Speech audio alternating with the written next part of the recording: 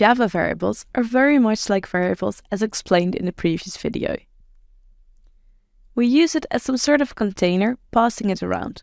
And what is in it, we'll find out during runtime. Well, partially.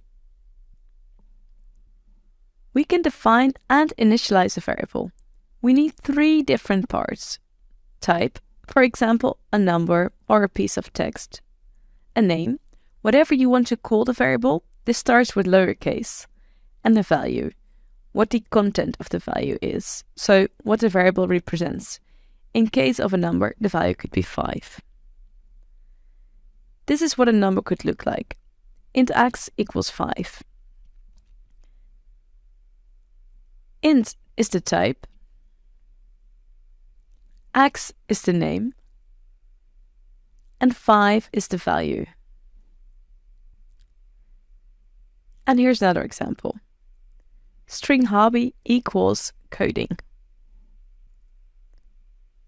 String is the type. This is the type for text values.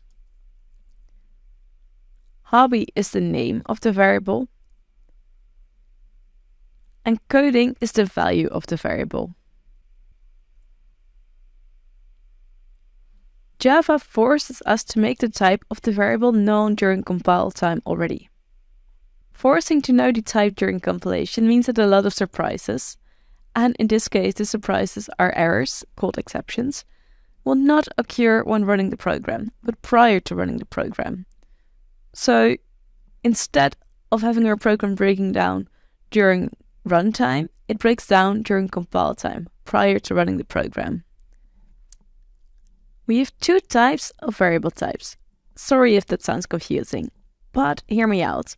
We have primitive types and reference types.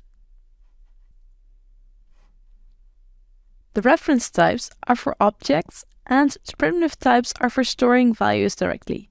There are a lot of built-in reference types that we will deal with. These are built-in classes, and we have an infinite total amount since you can create your own types using classes. There are 8 primitive types. Let's explore them in the next video.